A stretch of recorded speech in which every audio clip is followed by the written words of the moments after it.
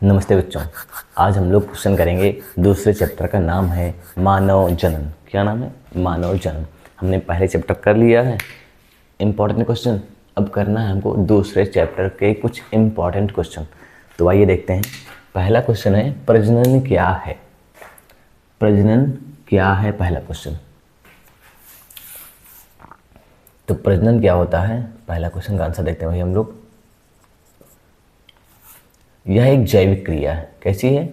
जैविक क्रिया। प्रजनन एक जैविक क्रिया है जिसमें कोई भी जीव अपने समान संतति को जन्म देता है। जिसमें कोई भी जीव अपने समान संतति को जन्म देता है। तो पहले क्वेश्चन का आंसर क्या है? प्रजनन क्या है? प्रजनन एक जैविक क्रिया है। प्रजनन एक जैविक क्रिया है जिसमें कोई भी जीव अपने समान संतति को ही जन्म देता है। इंसान का बच्चा इंसान ही होगा, कुत्ते का बच्चा कुत्ता, गधे का बच्चा गधा। तो पहले क्वेश्चन का आंसर हो गया कि प्रजनन क्या है। तो प्रजनन क्या है? एक जैविक क्रिया है जिसमें कोई भी जीव अपने समान संतति को जन्म देता है। प्रजनन क्या है? एक जैविक क्रिया है जिसमें क्या होता है, कोई भी जीव अपने समान संतति को जन्म देता है। पहला कंप्लीट। दूसरा देखते हैं। कह रहा है मानव की जनन प्रक्रिया के मुख्य चरण लिखिए। चलो आओ देखते हैं भैया। जनन प्रक्रिया के मुख्य चरण बताना है।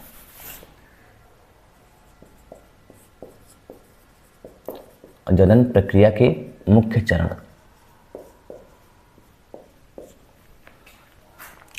जनन की प्रक्रिया स्टार्ट होते हैं प्यूबर्टी के बाद। कब? प्यूबर्टी के बाद स्टार्ट होती है। जैसे बच्चियों में 11 से 13 के बीच स्टार्ट हो जाता है, बच्चों में 12 से 15 के बीच, लड़कों में। तो प्यूबर्टी पहले स्टेप, तो पहली बात तो प्यूबर्टी आनी चाहिए। प्यूबर्टी के बाद ही जनन की प्रक्रिया स्टार्ट होगी। तो चलो ठीक है, प्यूबर्टी मान लो आ गई, बच्चा जवान हो गया।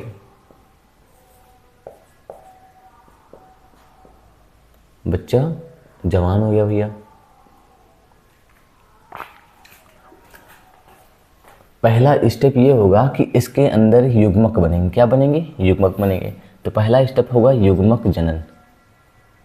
युग्मक जनन। पहला स्टेप क्या होगा? युग्मक जनन। युग्मक जनन। अब सुनो, मेल और फीमेल। मेल में क्या बनेगा?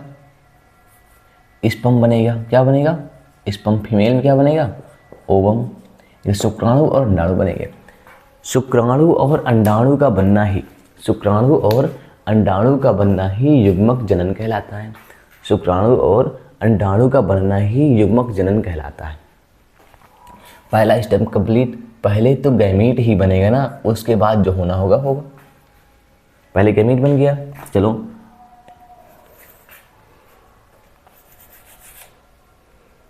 ये बबलू है, मान लेते हैं बबली है भैया। इधर बना रहे बबली, ये है बबली। बबली के अंदर भी गैमेटोजेनेसिस होगी, युग्मक जनन होगा। लेकिन बबली के अंदर क्या बनेगा? ओवम बनेगा। क्या बनेगा? ओवम बनेगा। यहाँ गर्भाशय है।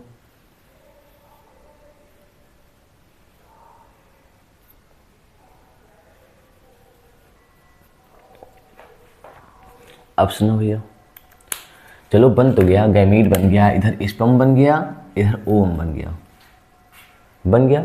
अब बनने के बाद होता क्या है? जो बना है उसको ट्रांसफ़र करना है। जो शुक्राणु बना है उसको ट्रांसफ़र करना है। तो दूसरे स्टेप बोलते हैं वीर्य सेचन। वीर्य सेचन यानी इंसेमिनेशन। इसका मतलब होता है शुक्राणु को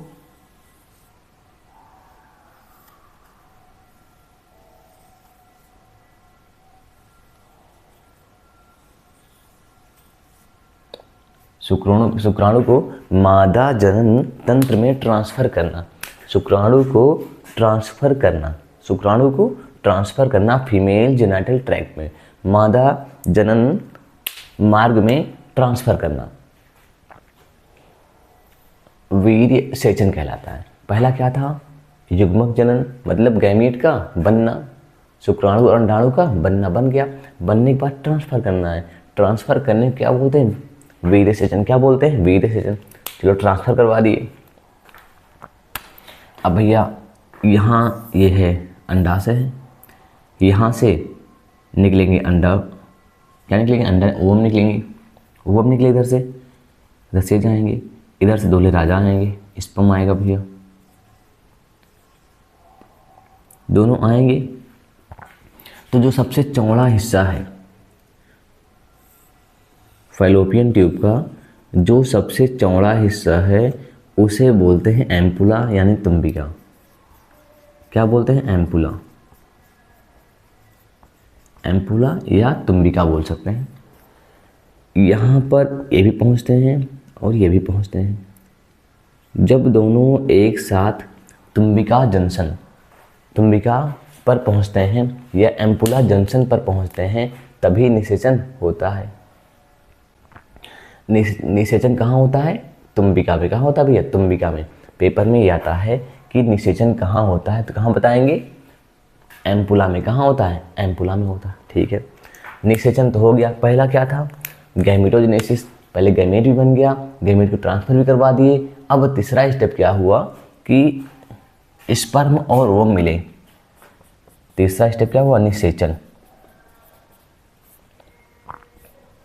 अंडाणु और शुक्राणु का मिलना, संलयन होना, इसे कहते हैं निषेचन। क्या बोलते हैं? निषेचन।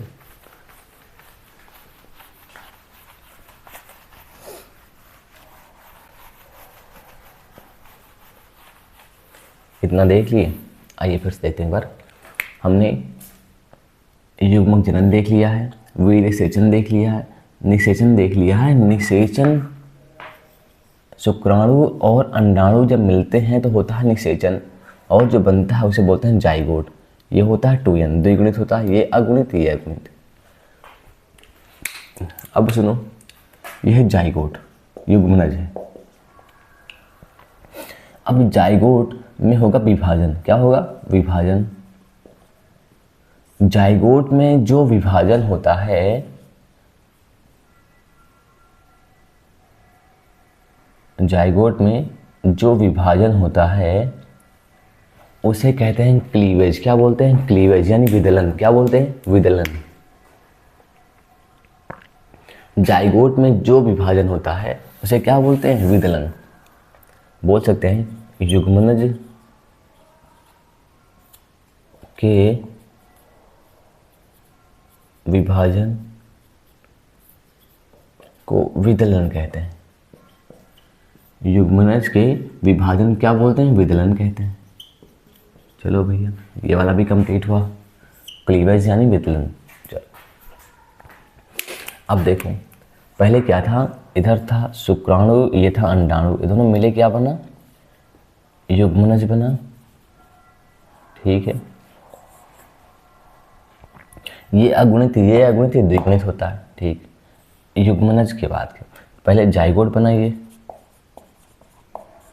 जाइगोट के बाद बनता है मारुला। क्या बनता है? मारुला। जो युग्मनज है, जब इसमें 8 से 16 कोशिकाएं हो जाती हैं, कितनी? 8 से 16 कोशिकाओं के बीच हो जाती हैं, तो इसे क्या बोलते हैं? मारुला। क्या बोलते हैं? मारुला। इसमें विदलन के बाद 8 से 16 कोशिकाएं तक हो जाएं, क्या बोलते हैं इसको? मारुला। मारुला के बाद क्या बोलते हैं? तो ब्लास्टुला या ब्लास्टोसिस्ट बोल सकते हैं। ब्लास्टोसिस्ट। जो मारुला है ये अंदर से खोखला हो जाता है, अंदर से खोखला हो जाता है।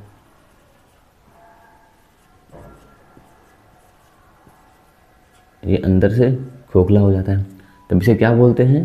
ब्लास्टुला। क्या बोलते हैं? या ब्लास्टोसिस्ट बोलते हैं। ब्लास्टोसिस्ट। अब सुनना,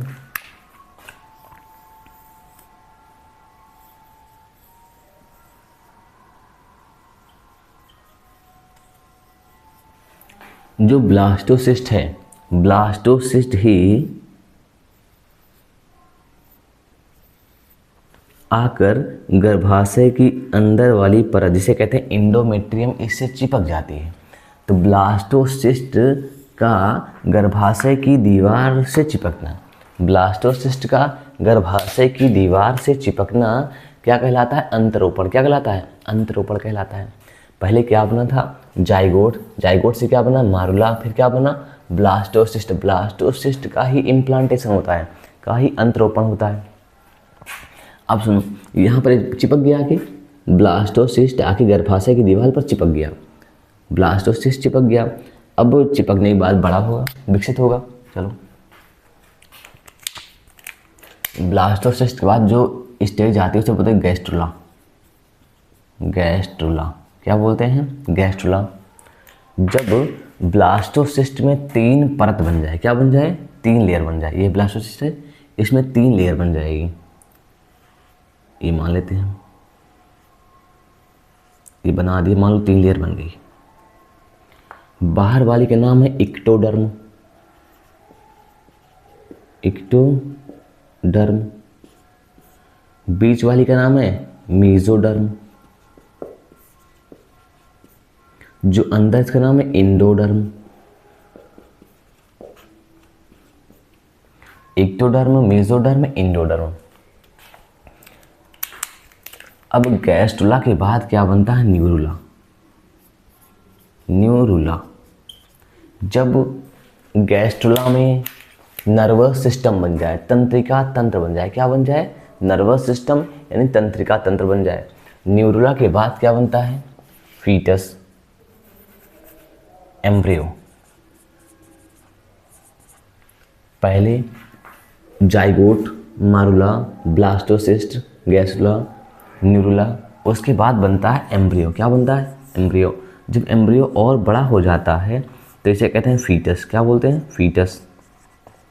अब जब फीटस पूरी तरह से डेवलप हो जाता है, विकसित हो जाता है, उसके बाद बोलते हैं बेबी। क्या बोलते हैं? Baby. Fully developed foetus, fully developed foetus मतलब जो बच्चा है माँ के पेट में पूरी तरह डेवलप्ड हो जाए, विकसित हो जाए, इसे क्या बोलते हैं? बेबी बोलते हैं। बच्चे का ही प्रसव होता है। चलो ठीक है। अब बच्चा फुल्ली डेवलप हो गया, मम्मी के पेट में बच्चा फुल्ली डेवलप हो गया। अब बच्चे की डिलीवरी ही कहलाती है पार्चुरेशन। क्या कहलाती है? पार्चुरेशन। बच्चे की डिलीवरी ही क्या कहलाती है? पार्चुरेशन। जो फुल्ली डेवलप्ड बेबी था, पूरी तरह से विकसित जो बच्चा था, उसकी डिलीवरी ही क्या कहलाती है? प्रसव। क्या कहलाती है? प्रसव कहलाती है।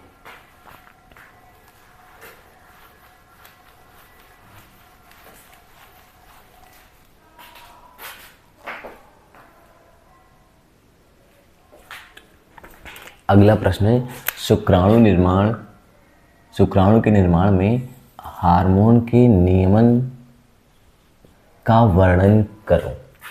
आइए देखते हैं शुक्राणु के निर्माण के बारे में पढ़ते हैं कुछ हल्का फुल्का। शुक्राणु का निर्माण होता कब है? शुक्राणु बनता कब है? किशोरा अवस्था के बाद ही बनना शुरू होता है। जब किशोरावस्था आती है तभी बनना स्टार्ट होता है। ये नहीं शुक्राणु पहले बन जाए। शुक्राणु किशोरावस्था के बाद ही स्टार्ट होता बनना, मतलब किशोरावस्था जब आती है तो स्टार्ट होता बनना। किशोरावस्था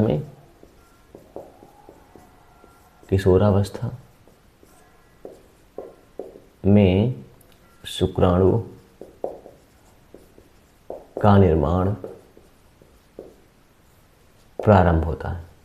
ठीक है। होता क्या है पहले? हाइपोथैलेमस है। चलो,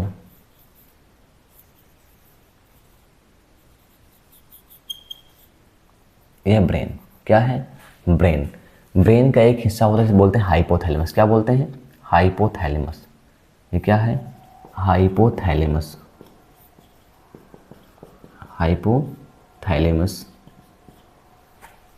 यहाँ से एक हार्मोन निकलता है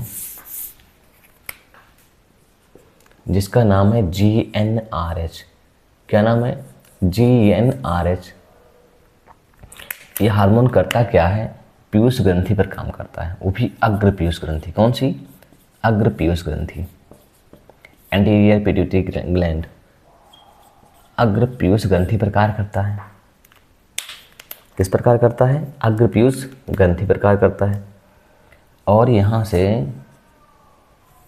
दो हार्मोन्स निकलवाता है, LH और FSH। LH जो होता है ये काम करता है लीडी कोशिका पर। किस पर? लीडी की सेल।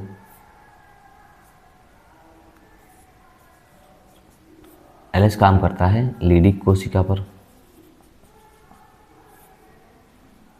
और यहाँ से हार्मोन्स निकलवाता है एंड्रोजन।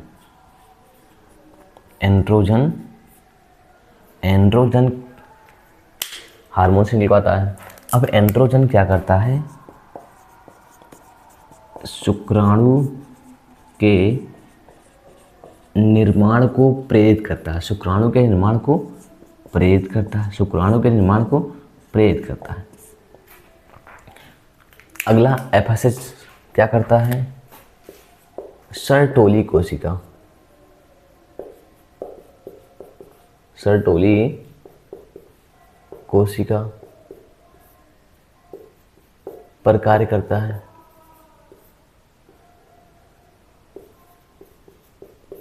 सर्टोली कोशिका पर कार्य करता है। और ये क्या करता है? जो शुक्राणु बन रहा है, जो शुक्राणु बन रहा है उसको पोषण देता है। क्या देता है भैया? पोषण देता है। कौन पोषण देती है? सर्टोली कोशिका। सर्टोली कोशिका किसको पोषण देती है? शुक्राणु को। और जब हम पढ़ा रहे थे तो वो पढ़ा रहे थे पहला चैप्टर, तो उसमें बताया था यहाँ पराग कोश जो होता है इसकी 4 परत होती है। जो अंदर वाली होती है उसका नाम होता है टेपिटम। इसके बारे में बताए थे कि ये पराग कण को पोषण देती है। किसको देती है? पराग कण को पोषण देती थी। सर्टोली कोशिका शुक्राणु को पोषण देती है और टेपिटम क्या करती है भैया? पराग कण को पोषण देती है। तो फिर देखिए एक बार, शुक्राणु निर्माण की प्रक्रिया कब शुरू होती है? किशोरावस्था में प्रारंभ होती है। चलो, ब्रेन का एक हिस्सा जो बोलते हैं हाइपोथैलेमस। क्या बोलते हैं? हाइपोथैलेमस। हाइपोथैलेमस से एक हार्मोन्स निकलता है, नाम है GnRH। क्या करता है? अग्र पीयूष ग्रंथि पर कार्य करता है और वहाँ से हार्मोन्स निकलवाता है LH और FSH। LH क्या करता है? लीडी कोशिका पर काम करता है और वहाँ से एंड्रोजन नामक हार्मोन निकलवाता है जो शुक्राणु के निर्माण की प्रक्रिया को प्रेरित करता है। और ये जो FSH है ये काम करता है सर्टोली कोशिका पर। और यहाँ ये क्या करता है कि जो शुक्राणु बन रहे हैं उनको देता है पोषण। क्या देता है? उनको पोषण देता है। जो शुक्राणु बन रहे हैं उनको पोषण देता है सर्टोली कोशिका। अगला क्वेश्चन है शुक्राणु का सचित्र वर्णन करो। आइए देखते हैं शुक्राणु। पहले हम शुक्राणु है क्या चीज़? शुक्राणु क्या है? नर युग्मक है। क्या है ये? नर युग्मक है, मेल गैमीट है, नर युग्मक है। ये कैसा होता है? पतला, लंबा, पुच्छ युक्त कोशिका है। पतली लंबी पुच्छ युक्त कोशिका है। इसको 4 भागों में बांट सकते हैं। इसको 4 भागों में बांट सकते हैं। इसको 4 भागों में बांट सकते हैं। इसको 4 भागों में बांट सकते हैं। चलो ठीक है, कौन कौन 4 भाग देखते हैं।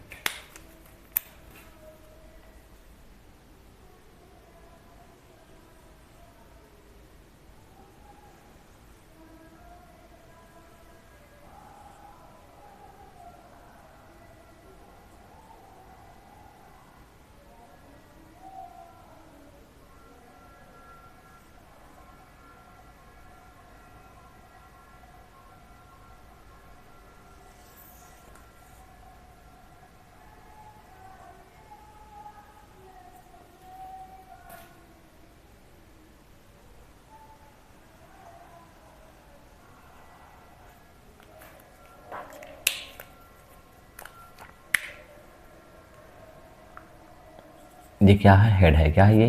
हेड है, सिर है, सिर से बोलते हैं। चलो, जो शीर्ष है इसमें अगुणित केंद्रक होता है। कैसा केंद्रक होता है? अगुणित केंद्रक होता है, जिसका आकार अंडाकार होता है। कैसा होता है? अंडाकार यानी ओवल होता है। तो पहला हम लोग लिख सकते हैं सिर। क्या लिख सकते हैं? सिर, हेड। किसी भी जीव के शरीर का मुख्य हिस्सा सिर होता है। क्या होता है? सिर। सिर नहीं तो कुछ नहीं भैया। तो जो शुक्राणु है इसका मुख्य भाग होता है। शुक्राणु का मुख्य भाग सिर होता है, मुख्य भाग है। चलो, इसमें क्या होता है? इसमें अंडाकार, कैसा? अंडाकार अगुणित केंद्रक होता है। अंडाकार अगुणित केंद्रक होता है। ठीक है। अब क्या होता है? सिर के ऊपर एक टोपी के आकार की संरचना होती है। सिर के ऊपर एक टोपी के आकार की संरचना होती है। सिर के ऊपर एक टोपी के आकार की संरचना होती है। टोपी के आकार की संरचना होती है, जिसे एक्रोसोम कहते हैं। क्या बोलते हैं? एक्रोसोम। और इसमें एंजाइम भरे होते हैं, जैसे हाइलोरिनिडेज। आकार की संरचना होती है, टोपी के आकार की संरचना होती है, जिसे एक्रोसोम कहते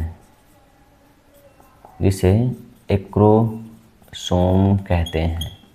जिसे क्या कहते हैं? एक्रोसोम कहते हैं। और इसमें क्या होते हैं? एंजाइम भरे होते हैं। क्या होते हैं? एंजाइम भरे होते हैं,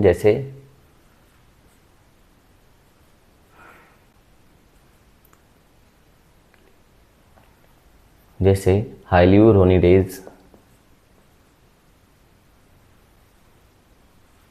यह एंजाइम जो होता है निषेचन में हेल्प करता है। किसमें हेल्प करता है? निषेचन में हेल्प करता है। पहला समाप्त हो गया, सिर। अब सिर के बाद दूसरा है नेक। क्या है ये? नेक, ग्रीवा। अब पढ़ते हैं ग्रीवा के बारे में। ग्रीवा करता क्या है? सिर को इतना हिस्सा जो है बोलते हैं मध्यखंड। क्या बोलते हैं? मध्यखंड या मध्य भाग बोलते हैं। तो ग्रीवा क्या करता है? हेड को यानी सिर को मध्य भाग से जोड़ता है, अब सुनना, जो ग्रीवा है इसमें एक या दो तारक केंद्र पाए जाते हैं। इसमें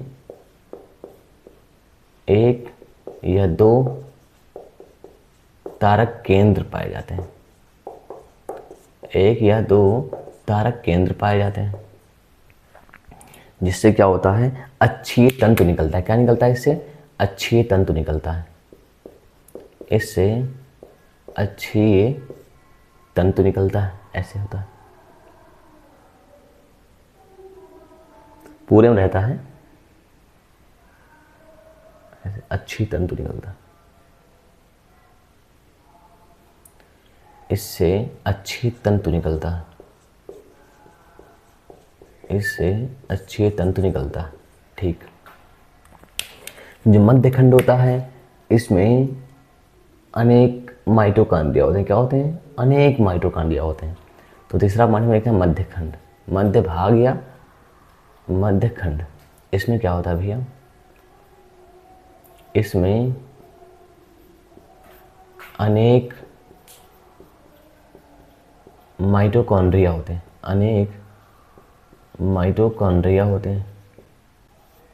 इसमें अनेक माइटोकॉन्ड्रिया होते हैं जो क्या करते हैं? ऊर्जा देते हैं। क्या करते हैं? ऊर्जा देते हैं।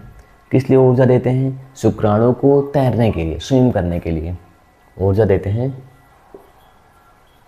शुक्राणु को तैरने के लिए या स्विम करने के लिए, ताकि आगे चला जाएगा। अगला लास्ट पॉइंट है, इसे बोलते हैं टेल यानी पूंछ। सबसे शुक्राणु जो होता है सबसे लास्ट हिस्सा पूंछ ही होता है और सबसे लंबा होता है। तो बोल सकते हैं शुक्राणु का सबसे लंबा हिस्सा है। जो तैरने में हेल्प करता है,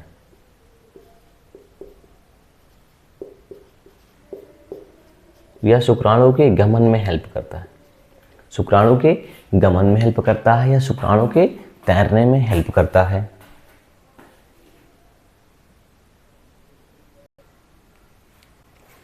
अगला सवाल है, अंड जनन की प्रक्रिया कब प्रारंभ होती है? अंड जनन की प्रक्रिया कब प्रारंभ होती है?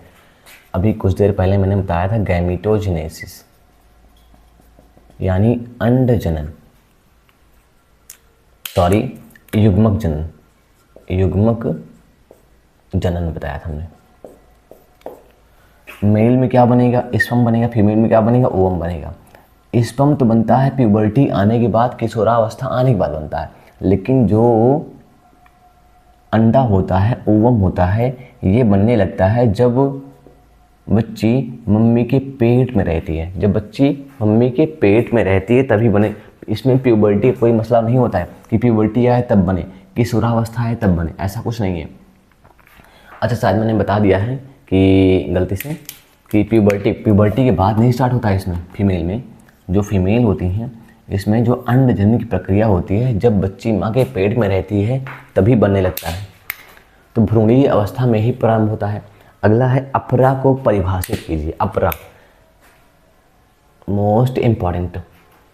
अपरा, जरायु अंकुरण, जरायु अंकुरण और गर्भाशयी ऊतक। जरायु अंकुरण और गर्भाशयी ऊतक, अंकुरक होता है, गर्भाशयी अंकुरक और गर्भाशयी जरायु अंकुरक और गर्भाशयी ऊतक अंतरांगुलित होकर संरचना बनाते हैं। फिर इसमें जरायु अंकुरण और गर्भाशयी ऊतक मिलकर अंतरांगुलित संरचना बनाते हैं, जिसे क्या बोलते हैं? अपरा। क्या कहते हैं इसको? अपरा। अपरा के काम क्या होते हैं? पोषण देना। जो बच्चा डेवलप हो रहा है, विकसित हो रहा है, उसको क्या देते हैं भैया? पोषण देते हैं। O2 और CO2 का आदान प्रदान, O2 और CO2 का आदान प्रदान, उत्सर्जन भी करवाते हैं और हार्मोन का स्रावण भी करता है। जो प्लेसेंटा होता है ये टेम्परेरी इंडोक्राइन ग्लैंड, अंतःस्रावी ग्रंथि के रूप में कार्य करता है और हार्मोन्स निकालता है, जैसे HCG, HPL, HCG, HPL। जो HCG है, अगर ये यूरिन में आने लगे, HCG अगर यूरिन में आने लगे, पेशाब में आने लगे, तो ये कंफर्म हो जाता है कि वो फीमेल प्रेग्नेंट है। कैसी है? प्रेग्नेंट है। तो HCG जो हार्मोन है, अगर ये यूरिन में आने लगे तो भैया ये इंडिकेटिव होता है प्रेगनेंसी का कि she is pregnant, she is pregnant. फिर से देखिए कि अपरा, अपरा है क्या? जरायु अंकुरण, जरायु अंकुरक और गर्भाशयी ऊतक। जरायु अंकुरक और गर्भाशयी ऊतक मिलके अंतरांगुलित संरचना बनाते हैं, जिसे क्या कहते हैं? अपरा कहते हैं। अपरा का काम क्या होता है? पोषण देना, CO2 और O2 एक्सचेंज करना, उत्सर्जन करना और हार्मोन का भी श्रावण करता है। हार्मोन जैसे HCG, HPL। अगर HCG यूरिन में आने लगे तो यह इंडिकेटिव होता है, यह बताता है कि वो प्रेग्नेंट है, वो महिला प्रेग्नेंट है। अगला प्रश्न है, रजोदर्शन क्या है? आइए देखते हैं। रजोदर्शन, दर्शन मतलब दिखना, दर्शन मतलब दिखना। आइए देखते हैं। जब बच्ची 12 से 13 साल की हो जाती है, कितने साल की? 12 से 13 साल की हो जाती है, तो पहली बार ब्लीडिंग होती है या MC आती है, उसे क्या बोलते हैं? रजोदर्शन। क्या बोलते हैं? रजोदर्शन। तो बोल सकते हैं फर्स्ट मेंस्ट्रुअल साइकिल, पहली जो MC होती है, first menstrual cycle, first menstrual cycle क्या बोलते हैं? रजोदर्शन। क्या बोलते हैं? रजोदर्शन। ये कब होता है? 12 से 13 वर्ष की आयु के बीच होता है। अगला है आर्तवचक्र। आर्तवचक्र प्रायः 28 से 29 दिनों पर के बीच में दोहराया जाता है। 28 से 32 दिनों के बीच में दोहराया जाता है। आर्तव चक्र जो होता है यह 28 से 32 दिनों के बीच में दोहराया जाता है। मतलब एक जो चक्र होता है वो 28 से 32 दिन का होता है। इसलिए एक रजोधर्म से दूसरे रजोधर्म के बीच की घटना को आर्तव चक्र कहते हैं। क्या बोलते हैं? आर्तव चक्र। आर्तव चक्र प्रायः 28 से 32 दिनों के बीच में दोहराया जाता है। 28 से 32 दिनों के बीच में दोहराया जाता है। एक रजोधर्म से दूसरे रजोधर्म के बीच जितनी भी घटनाएं होती हैं उन सबको क्या बोलते हैं? आर्तव चक्र। क्या बोलते हैं? आर्तव चक्र यानी मेंस्ट्रुअल साइकिल बोलते हैं। अगला सवाल है, अगला क्वेश्चन, एंड्रोजन नामक हार्मोन कहाँ से निकलता है? तो एंड्रोजन नामक जो हार्मोन होता है उसका स्रावन होता है लीडिक कोशिका से। कहाँ होता है? लीडिक कोशिका से होता है। लीडिक कोशिका से एंड्रोजन नामक हार्मोन का स्रावन होता है। एंड्रोजन नामक हार्मोन का स्रावन होता है। चलो अगला देखते हैं। ये हो गया। तो एंड्रोजन कहाँ से निकलता है? लीडिक कोशिका से। और एक सवाल पूछता है कि अंतरोपण यानी इम्प्लांटेशन किस अवस्था में होता है? आइए देखते हैं। तो जो इम्प्लांटेशन होता है, अंतरोपण होता है, वो ब्लास्टोसिस्ट अवस्था में ही होता है। ब्लास्टोसिस्ट अवस्था में ही होता है। मतलब जो यहाँ आके भ्रूण चिपक जा रहा है वो किस अवस्था में चिपकता है? ब्लास्टोसिस्ट। कब चिपकता है? ब्लास्टोसिस्ट की स्टेज में ही चिपकता है। और क्या लिखा है कि इधर देखते हैं, दुग्ध श्रावण क्या होता है? दुग्ध श्रावण यानी लैक्टेशन प्रेगनेंसी के अंत तक जैसे मान लो प्रेगनेंसी है, अब जब दुग्ध बनेगा ही नहीं तो बच्चा पिएगा क्या? तो क्या होता है, प्रेगनेंसी के लास्ट दिनों में दुग्ध उत्पन्न होने लगता है। जिसे क्या बोलते हैं? दुग्ध श्रावण। क्या बोलते हैं? दुग्ध श्रावण यानी लैक्टेशन।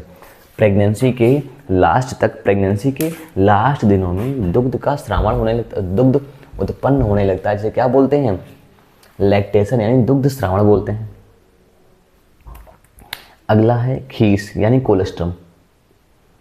अब सुनो, डिलीवरी हो गई, डिलीवरी के कुछ दिनों तक, स्टार्टिंग के दिन तक, प्रारंभिक दिनों तक, डिलीवरी के बाद प्रारंभिक दिनों तक क्या होता है, जो मिल्क होता है उसे क्या बोलते हैं? कोलेस्ट्रम। क्या बोलते हैं? कोलेस्ट्रम यानी खीस। दुग्ध श्रावण के प्रारंभिक दिनों तक जो दूध निकल रहा है उसे क्या बोलते हैं? खीस बोलते हैं। और खीस में एक एंटीबॉडी होती है जिसे क्या कहते हैं? IgA। क्या बोलते हैं? IgA, immunoglobulins. दुग्ध श्रावण क्या होता है? प्रेगनेंसी के अंत तक दूध उत्पन्न होने लगता है, जिसे क्या बोलते हैं? दुग्ध श्रावण बोलते हैं। और जो इस प्रेगनेंसी के बाद, डिलीवरी के बाद जो कुछ दिनों तक जो दूध निकलता है उसे क्या बोलते हैं? कोलेस्ट्रम बोलते हैं। उसमें जो होता है एंटीबॉडी कौन सी होती है? IgA होती है। अगला है रजोनिवृत्ति। मतलब जब फीमेल 45 से 50 वर्ष की हो जाती हैं तब क्या होता है, उसके बाद मेंस्ट्रुअल साइकिल, मासिक चक्र जो होता है सीज कर जाता है, रुक जाता है, बंद हो जाता है, स्टॉप हो जाता है, जिसे क्या बोलते हैं? रजोनिवृत्ति। क्या बोलते हैं? रजोनिवृत्ति। कब होता है? 45 से 50 वर्ष के बीच होता है। इसके बाद मेंस्ट्रुअल साइकिल नहीं चलेगी। अगला है ऑक्सीटोसिन। ये हार्मोन्स के बारे में पूछ रहा है। तो ऑक्सीटोसिन निकलता कहाँ था? जो पीयूष ग्रंथि है, तो अग्र पीयूष ग्रंथि से हार्मोन्स निकलता है। इसका नाम क्या है? ऑक्सीटोसिन। क्या नाम है? ऑक्सीटोसिन। ये करता क्या है? जो गर्भाशय की मध्य परत होती है जिसका नाम है मायोमेट्रियम। क्या नाम है इसका? मायोमेट्रियम।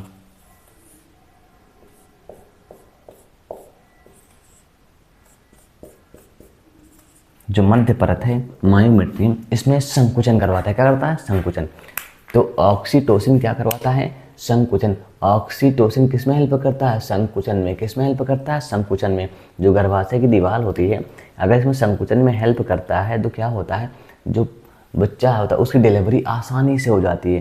तो मतलब डिलीवरी में हेल्प करता है ऑक्सीटोसिन। अगला हार्मोन से रिलैक्सिन। क्या नाम है? रिलैक्सिन। ये निकलता है प्लेसेंटा से, अपरस निकलता है। क्या होता है? जो प्यूबिक सिम्फाइसिस होता है, प्यूबिक, जैसे मान लो ये कोई होल है, ये टाइट है, अब इससे कुछ निकल नहीं पाएगा। अब जब कोई ऐसा है, इसको लूज कर दे, इसको लूज कर दे, तो जो यहाँ होता है प्यूबिक सिम्फाइसिस, क्या होता है? ऐसे रहता है, जब टाइट रहता है पहले, रिलैक्सिन हार्मोन आता है, इसको ढीला कर देता है, शिथिलन ला देता है, इसमें ढीला करता है। ढीला होता है तो ऐसे फैल जाता है। जब फैल जाता है तो डिलीवरी में आसानी होती है, तो डिलीवरी में हेल्प करता है। रिलैक्सिन जो हार्मोन होता है प्यूबिक सिम्फाइसिस में शिथिलन करवाता है। प्यूबिक सिम्फाइसिस में शिथिलन करवाता है। Pubic symphysis, pubic symphysis, pubic symphysis में शिथिलन करवाता है। प्यूबिक सिम्फाइसिस में शिथिलन करवाता है, जिससे डिलीवरी में हेल्प मिलती है। ये चैप्टर भी हो गया। पहला हमने देख लिया पुष्पी पादपों में जनन, दूसरा देख लिए मानव जनन, तीसरा है जनन स्वास्थ्य। उसको भी जल्दी कंप्लीट करेंगे हम लोग, उसके भी क्वेश्चन करेंगे। तब तक आप लोग पढ़ते रहिए, जितना पढ़ें। अब नया कुछ नहीं पढ़ना, सिर्फ रिवाइज करना है बस, नए चक्कर में कुछ नहीं हो पाएगा। तब तक के लिए ओके बाय, फिर मिलेंगे हम लोग। जय हिंद।